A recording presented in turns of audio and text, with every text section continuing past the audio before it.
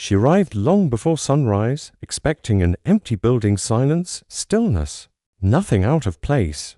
But instead, she felt it, a presence, a quiet movement in the shadows of her own company. And then she saw him, the black janitor everyone overlooked, the man no one bothered to learn the name of. What he was doing wasn't illegal, wasn't dangerous, but it was something that should have never been necessary in the first place. Something that revealed a truth she had been blind to her entire life. But why was he really there that early? And what was he hiding?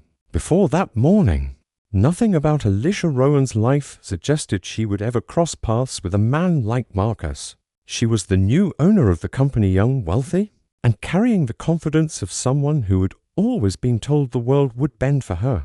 Her days were spent in boardrooms, traveling between cities, signing papers that changed lives she would never meet.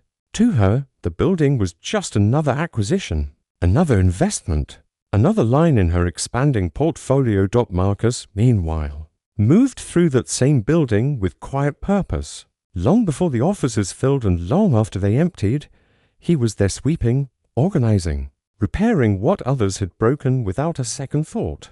His life outside work revolved around routine, early buses, late returns, grocery lists, saving what little he could for his daughter's future. He didn't draw attention. He didn't complain. He survived in the spaces where people didn't look, and yet, despite the distance between their worlds, attention had been growing. The whispers in the hallways, the uneasy shift in management after Alicia's takeover, the unspoken belief among some employees that the building was changing, and not everyone would be welcome in the new version of it. Marcus felt it in the way people ignored him more than usual, the way small acts of disrespect piled up like dust in a forgotten corner.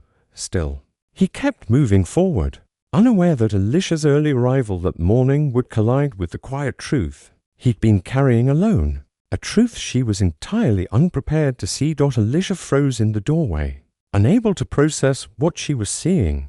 Marcus was on his knees beside the supply cabinet, not cleaning, not repairing, but gathering scattered belongings that were not company property.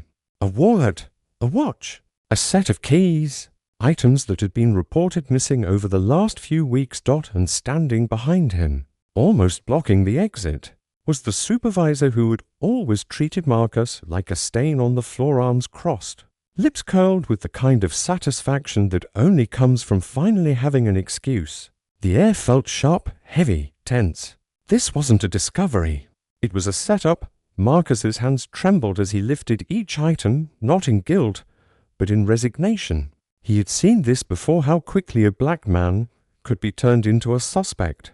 How little evidence it took for an accusation to become a verdict. His silence wasn't acceptance. It was fear, the kind that settles in your bones after years of being treated as less than human. Alicia watched the scene unfold, knowing something was wrong, but not yet grasping the full weight of it.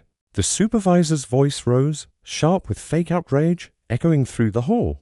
Within seconds, security rushed in, eager to ready. They grabbed Marcus by the arms, dragging him upright as if he were dangerous, as if he hadn't spent more than a decade quietly holding the building together. Marcus didn't resist. He didn't plead. He stared at the floor, breathing shallow, as if bracing for the same story that had crushed far too many before him: suspicion, escalation, punishment. And then Alicia saw it on the corner of the shelf, barely noticeable, a camera. One Marcus had installed weeks earlier after hours of being blamed for messes he hadn't made. A camera the supervisor clearly didn't realize existed. Alicia stepped forward, heart racing, because whatever that camera had recorded would decide whether Marcus lost everything or whether the truth finally came to light.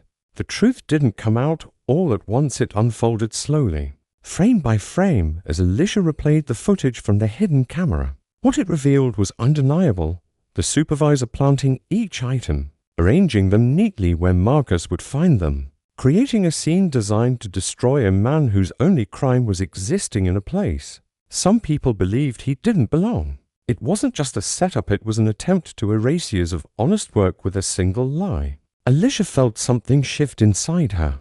The story she had been told about her company, her staff, even her own leadership, it all cracked in that moment. The security team was ordered to release Marcus. The supervisor was escorted out of the building, and the silence that followed was heavier than any accusation. But the damage was already done. Marcus stood in the hallway, shoulders slumped, not relieved, just exhausted. He had survived the moment, but he couldn't forget how quickly he had been treated like a criminal. How easily a false story had been believed simply because of the color of his skin. Alicia apologized, but apologies couldn't erase years of being overlooked, judged, or quietly feared. What she could do was take responsibility. She reinstated Marcus with full honors, opened an internal investigation, and implemented reforms that should have existed long before she arrived. But for Marcus, the real impact wasn't what changed in the building, it was what changed in him. He realized how fragile dignity could feel when the world saw you as disposable, and how many people, unlike him, didn't get footage, didn't get justice, didn't get a second chance.